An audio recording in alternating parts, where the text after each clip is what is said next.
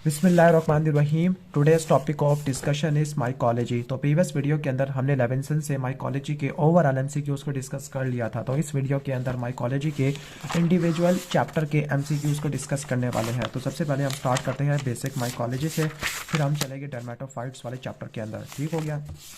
MCQ से relatively कम है, like पहले में 4 है, दूसरे में भी 4 है, तीसरे वाले के अंदर भी 5 एमसीक्यू है और चौथे वाले के अंदर तकरीबन 7 एमसीक्यूज है। तो एक ही वीडियो के अंदर सारे के सारे हम कवर कर देंगे। तो सबसे पहला है कि regarding the structure and the reproduction of fungi की सबसे ज़्यादा एक्यूरेट कौन सी है? पेप्टिडोग्लाइकन इंपॉर्टेंट कंपोनेंट है सेल वॉल का। सेल वॉल का कंपोनेंट नहीं होता, ये पेप्टिडोग्लाइकन बैक्टीरिया के अंदर होता है। मोड्स फंजाई होती है जो सिंगल सेल की फॉर्म में ग्रो करते हैं और रिप्रोड्यूस करते हैं बडिंग से। तो ये यीस्ट की प्रॉपर्टी होती है। कुछ फंजाई डाइमॉर्फिक होती है, दैट इज वाई ये यानी यीस्ट होते हैं रूम टेम्परेचर में और मोल्ड होती है बॉडी टेम्परेचर में। ये भी गलत है।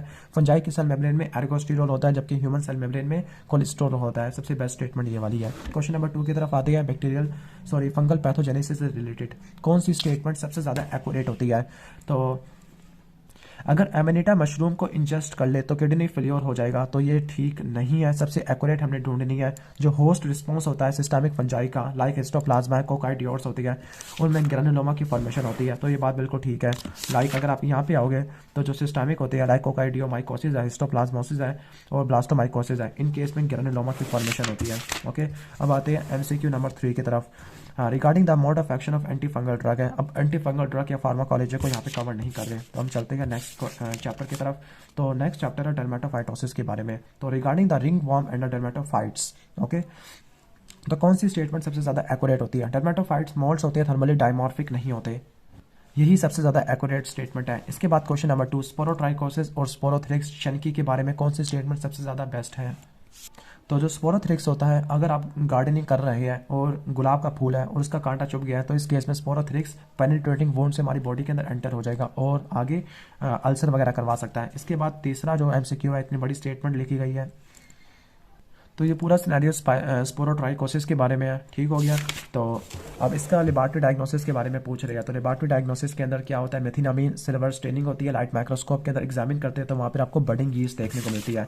लाइक अगर आप यहाँ पे आओगे ना तो ये यहाँ पर आपको मिल जाएगा। ठीक है, राउंडेड सिगार शेप वाला। ओके, इसके बाद आते हैं क्वेश्चन नंबर 4 की तरफ कि अगर किसी बंदे को टीनिया पैडिस है, एथिलेट फुट है, तो कौन सी बेस्ट ड्रग होती है? तो वो टर्बिनाफिन होती है टॉपिकली। ओके, तो अब हम नेक्स्ट एमसीक्यू की तरफ आते हैं, वो है सिस्टमिक के बारे में। तो कोकाइडियोमाइकोसिस और कोकाइडियोट्स इमिटस के बारे में क्या स्टेटमेंट सबसे ज़्यादा बेस्ट होती है? तो सबसे पहला कि ये स्किन सॉइल के अंदर मोल्ड होती है और यीस्ट होती है बॉडी के अंदर। तो जो बॉडी के टिश्यूज के अंदर यीस्ट के फॉर्म में नहीं बल्कि सेफ्रिगुल के फॉर्म में होते हैं। यीस्ट यहाँ पे नहीं आना चाहिए था। जो डायग्नोसिस होती है वो आईजीएम एंटीबॉडी को देखने के बाद कर देते हैं, तो ये बिल्कुल ठीक है। इसके बाद है हिस्टोप्लाज्मोसिस और हिस्टोप्लाज्मा कैप्सुलेटम के बारे में क्या बात ठीक है? तो हिस्टोप्लाज्मा कैप्सुलेटम यीस्ट के फॉर्म में रहता है विद इन द मैक्रोफेजेस यानी टिश्यू के अंदर, तो ये बात बिल्कुल ठीक है। क्वेश्चन नंबर 3 की तरफ आते हैं, ब्लास्टोमाइसिस डर्मेटाइटिस के बारे में। तो इसके बारे में क्या बात सबसे ज़्यादा ठीक है? तो ये डायमॉर्फिक फंजाई होता है जो सॉइल में मोल्ड की फॉर्म में एग्जिस्ट करता है। और इसको मैं थोड़ा जूम कर दूं। ओके, तो सॉइल के अंदर मोल्ड के फॉर्म में और हमारी बॉडी में यीस्ट के फॉर्म में रहता है। स्पेसिफिकली हम कह सकते हैं कि ऐसा यीस्ट है जिसका सिंगल ब्रॉड बेस्ड बर्ड होता है, जबकि यीस्ट जिसके मल्टीपल बर्ड्स होते हैं उसमें पैराकोकाई डायोड्स आ जाता है। ओके, इसके बाद सिनेरियो दिया हुआ है, your patient is 30-year-old women जो 3rd ट्राइमेस्टर के अंदर है। ओके, लो बैक पेन है। एक्सरे एनालिसिस के अंदर 4th नंबर वर्टिब्रा के अंदर लीयंस है। अब मटेरियल को नीडल बायोप्सी में कलेक्ट किया गया है, उसकी एग्जामिनेशन हो रही है। तो कोकाइडियोमाइकोसिस के बारे में क्या बताया जाएगा? यानी वो इन शॉर्ट ये पूछ रही है कि कोकाइडियोमाइकोसिस का लेबोरेटरी डायग्नोसिस में क्या पता चलता है? तो फिर सेफ्रियोल होते हैं कंटेनिंग द एंडोस्पोर है। जो पेशेंट है वो 30-year-old है, इम्यूनो कॉम्प्रोमाइज्ड है, डेट मीन्स के हिस्टोप्लाज्मा का इन्फेक्शन हुआ होगा। तो पहले से मैंने आपको बता दिया कि इम्यूनो कॉम्प्रोमाइज्ड है और इसमें अल्सरेटेड लीजन होती है टंग के ऊपर, पैनसाइटोपिनिया होता है और लीवर स्प्लीन के अंदर ग्रैनुलोमेटस इन्फ्लेमेशन होती है, कैविटेटरी लंग लीजन है। तो उसकी ड्रग पूछ रहे हैं हिस्टोप्लाज्मोसिस के लिए, तो एम्फोटेरिक को याद रख लेना। इसके बाद है अपॉर्चुनिस्टिक माइकोसिस। तो अपॉर्चुनिस्टिक माइकोसिस में कैंडिडा अल्बाइकन के बारे में सबसे ज़्यादा एक्यूरेट स्टेटमेंट कौन सी है? सबसे पहला diagnosis by detecting IgM antibody. तो जो आईजीएम एंटीबॉडी है वो इसके लिए नहीं था, इससे पहले वाले के अंदर था। ठीक हो गया। कोकाइडियोट्स वाले टॉपिक के अंदर हमने पढ़ा था, ठीक है। तो IgM गला ये नहीं होता। इसकी जो डायग्नोसिस होती है, माइक्रोस्कोपिक एग्जामिनेशन है, सेबोराडाइगर है, कार्बोहाइड्रेट फर्मेंटेशन टेस्ट है, क्लाइमिडा स्पोर है, इसके अलावा कैल्कोफ्लोर वाइट स्टेनिंग है, जर्म ट्यूब की फॉर्मेशन होती है। MCQ नंबर 2 सॉरी इसके ऑप्शन बी है कि ये म्यूकोजल सरफेस के ऊपर यीस्ट के फॉर्म में रहता है, लेकिन जब ये टिश्यू को इन्वेट करता है तो सूडो हाइफी बनना शुरू हो जाते हैं। तो ये बात बिल्कुल ठीक है। इसके बाद चलते हैं क्वेश्चन नंबर 2 की तरफ। क्रिप्टोकोकस नियोफॉर्मस है, तो क्रिप्टोकोकस नियोफॉर्मस डाइमॉर्फिक फंजाई नहीं होता, ओके। तो इसके बाद पिजन गुवानो है, उनसे ट्रांसमिट होता है, पिजन की फीसिस है, ओके। इसके बाद डार्क फील्ड माइक्रोस्कोपी इसके लिए यूज़ नहीं होती। Dark field microscopy Treponema pallidum के लिए इस्तेमाल होती है। ये कोई बैक्टीरिया है नहीं जो एक्सोटॉक्सिन प्रोड्यूस करेगा। लेबॉरेटरी डायग्नोसिस के अंदर आपको कैप्सूलर पॉलीसैकेराइड देखने को मिलता है, ये बात बिल्कुल ठीक है। इसके बाद एस्परजिलस फ्यूमिगेटस और एस्परजिलोसिस के बारे में क्या बात बिल्कुल ठीक है।